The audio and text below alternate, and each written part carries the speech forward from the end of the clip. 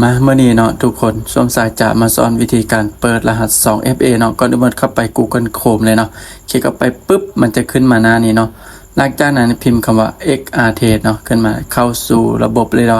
ล็อกอินเข้าไปแล้วก็สามารถพิมพ์ Gmail ของเราแล้วก็รหัสผ่านของเราใส่เลยเนาะหลังจากเราพิมพ์ใส่ปุ๊บแล้วก็สามารถกดล็อกอินเข้าไปเลยกดล็อกอินเข้าไปเลยเนาะ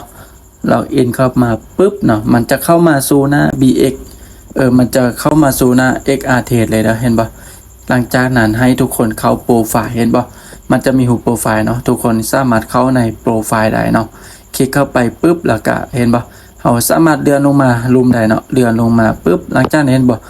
2FA เนาะหลังจากคลิกเข้าไป 2FA คลิกเข้าไปปุ๊บเนาะมันจะเด้งมาหน้านี่หลังจากนั้นแมนให้ทุกคนใส่รหัสเนาะเห็นปะตัวที่2นี้ให้ทุกคนใส่รหัสผ่านแล้วก็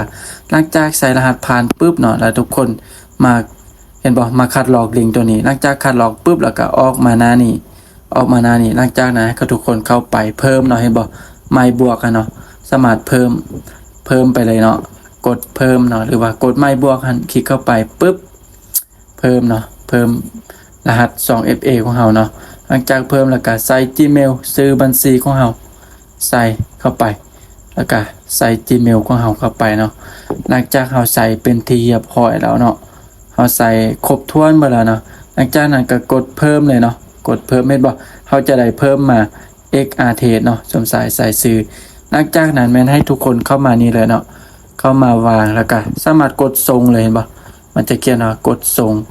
งปุ๊บเนาะมันจะนับเวลาได้บ่นี้ถ้าว่าเราส่งเห็นบ่มันจะนับเวลาเก่าหลังจากนั้นให้เข้ามาGmail เห็นบ่มันจะส่งรหัสมาได้บ่ XRTest เนาะหลังจากนั้นเราก็เข้ามาปุ๊บแล้วก็มากดเอารหัสตัวนี้เลยเนาะกดเอารหัสตัวนี้หลังจากกดเอารหัสแล้วก็ไปวางเนาะไปวางใส่ไปวางปุ๊บแล้วหลังจากนั้นให้มากดเอารหัส 2FA เนาะเห็นบ่ 2FA หลังจากนั้นเข้ามารหัส 2FA เลยเนาะเข้ามาปุ๊บกดตัวเที่ยวเพิ่มเลยเนาะกดปุ๊บหลังจากกดแล้วก็มาวางใส่เนาะวางใส่หลังจากวางแล้วก็กด